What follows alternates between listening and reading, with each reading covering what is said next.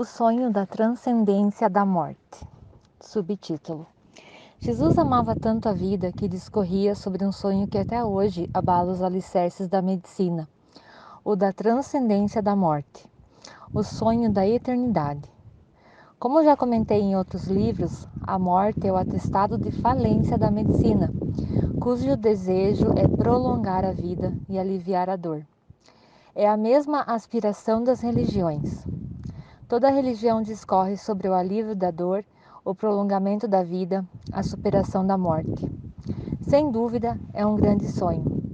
Mas um dia vivenciaremos sozinhos, destituídos de dinheiro e poder, o fenômeno que mais dispõe sobre a vida, o caos da morte. As pessoas que afirmam não ter medo da morte ou possuem uma fé profunda ou falam sobre o que não refletiram. Quando realmente estiverem diante do fim da vida, ocorrerá uma explosão de ansiedade e elas se comportarão como crianças amedrontadas diante do desconhecido. A morte está diariamente em destaque em toda a mídia.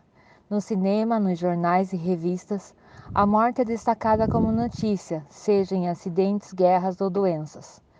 Na pintura, na literatura e na música, ela recebe também um relevante destaque. Porém, apesar de a morte estar na pauta principal de nossas ideias, frequentemente nós nos recusamos a pensar profundamente sobre ela como fenômeno. Quais as consequências da morte para a capacidade de pensar? O que acontece com a grande enciclopédia da memória com a decomposição do cérebro? É possível resgatar nossa história? Do ponto de vista científico, nada é tão drástico para a memória e para o mundo das ideias quanto a morte. A memória se desorganiza, bilhões de informações se perdem, os pensamentos deixam de ser produzidos, a consciência mergulha no vácuo da inconsciência.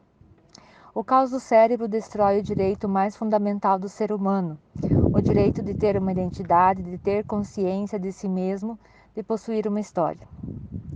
Sabendo das consequências da morte, Jesus venceu o sonho da eternidade.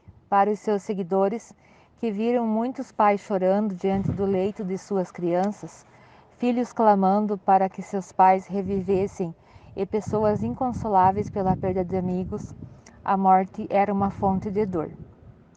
Ao ouvir de muitas formas e em muitos lugares o Mestre da Vida afirmar eloquentemente que ele estava na Terra para que a humanidade conquistasse a imortalidade, seus discípulos sentiram um grande júbilo, um júbilo que continuou a ecoar pelos séculos.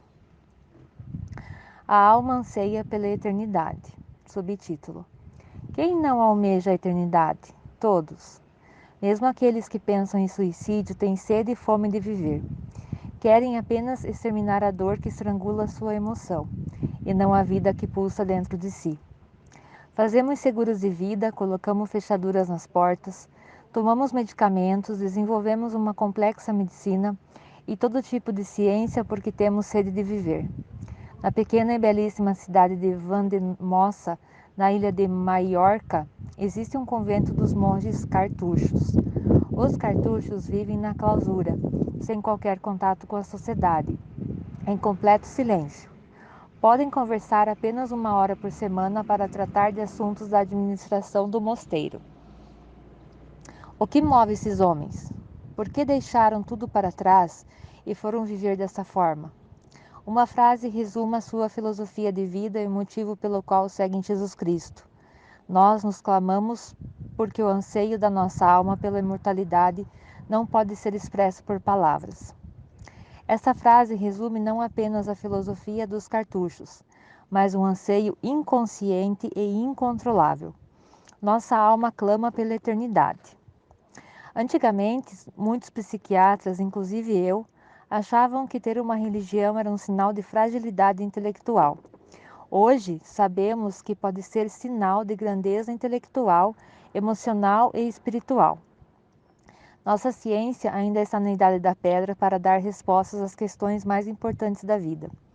Continuamos não sabendo quem somos e para onde vamos. Para nosso espanto, porém, Jesus respondia a essas questões com uma segurança impressionante. Segundo as biografias de Jesus, esse sonho se tornou realidade após a sua crucificação. Os 4 evangelhos relatam que Jesus venceu o que é impossível para a ciência, o caos da morte. Ele conseguiu resgatar sua vida e sua identidade. Conseguiu preservar o tecido da sua memória, superar aquilo que para a medicina é uma miragem. A crença nesse fato entra na esfera da fé e, portanto, extrapola os objetivos desta coleção. Enquanto andamos pela Judéia e Galiléia, a eternidade era apenas um sonho para seus seguidores, mas era um sonho belíssimo, um bálsamo para a vida tão fugaz e mortal. Com esse sonho, ele cativou os jovens discípulos, dando um outro significado às suas vidas e produzindo a mais bela esperança. As dores e perdas passaram a ser vistas de outro modo. Os acidentes e as catástrofes começam a ser suportados e superados. As lágrimas dos que ficaram se tornaram gotas de orvalho, anunciando o mais belo amanhecer. Os discípulos passaram a crer que um dia o sol voltaria a brilhar depois da mais longa tempestade. À medida que o mestre dos mestres vendia o sonho da eternidade, o número de seus discípulos aumentava. Nunca tinham ouvido alguém dizer tais palavras. Eram jovens e inexperientes e conheciam pouco aquele que estavam seguindo e os que os aguardava, mas foram contagiados pelo mais eloquente vendedor de sonhos.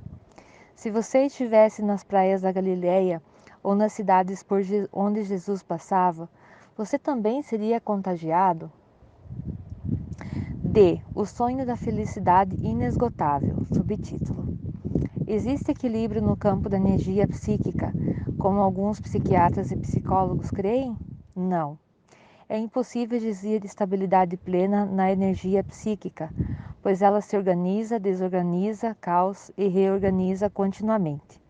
Não existem pessoas que são sempre calmas, alegres e serenas, nem pessoas ansiosas, irritadas e incoerentes em todos os momentos. Ninguém é emocionalmente estático, a não ser que esteja morto. Devemos nos comportar dentro de determinado padrão para não sermos instáveis, mas esse padrão sempre refletirá uma emoção flutuante. A pessoa mais tranquila tem seus momentos de ansiedade e a mais alegre seus períodos de angústia. Não deseje ser estável como os robôs.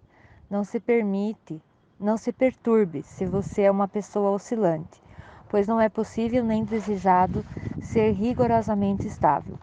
O que você deve evitar são as grandes e bruscas oscilações, como as produzidas pela impulsividade, mudança súbita de humor, medo.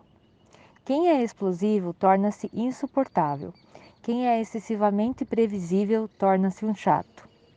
O campo de energia psíquica vive no estado contínuo de desequilíbrio e transformação. O momento mais feliz de vida desapareceu e o mais triste se dissipou. Por quê? Porque a energia psíquica do prazer ou da dor passa inevitavelmente pelo caos e se reorganiza em novas emoções. Somos um caldeirão de ideias e uma usina de emoções. Simplesmente não é possível interromper a produção dos pensamentos nem a dos sentimentos. Os problemas nunca vão desaparecer durante nossa existência. Problemas existem para serem resolvidos e não para nos perturbar. Quando a ansiedade ou a angústia invadir sua alma, não se desespere. Extraia lições de sua aflição. É a melhor maneira de ter dignidade na dor. Caso contrário, sofrer é inútil. E, infelizmente, a maioria das pessoas sofre inutilmente. Elas expandem sua miséria sem enriquecer a sua sabedoria. Uma pesquisa que realizei sobre a qualidade de vida da população da cidade de São Paulo mostrou números chocantes. 37,8% dos habitantes são ansiosos. São mais de 5 milhões de pessoas. 37,4% apresentam déficit de memória ou esquecimento. 30,5% sentem fadiga excessiva. 29,9% sentem dores musculares e 29,1% dores de cabeça. Por incrível que pareça, 82% dos habitantes da principal capital da América Latina estão apresentando 2 ou mais sintomas.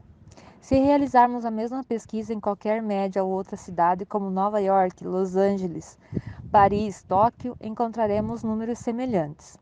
A flutuação emocional e a construção de pensamentos atingiram patamares doentios. Há mais de 2 milhões de pessoas, incluindo jovens e adultos, com os transtornos do sono em São Paulo. Elas vivem uma guerra na própria cama. Qual guerra? A guerra de pensamentos.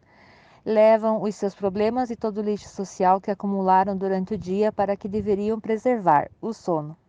Por que não aquietarem suas mentes? Roubam energia excessiva do cérebro. Qual a consequência? Acordam cansadas apesar de não ter feito exercícios físicos. Mesmo quando dormem, o sono não é reparador, pois ele não consegue repor a energia gasta pela hiperprodução de pensamentos. Pensar é bom, pensar demais é um dos principais problemas que destroem a qualidade de vida dos seres modernos. Das 10 principais causas que têm feito adoecer o ser humano, 6 são sociais. 6 são sociais. O medo do futuro, a insegurança, a crise financeira, o medo de ser assaltado, a solidão, o desemprego.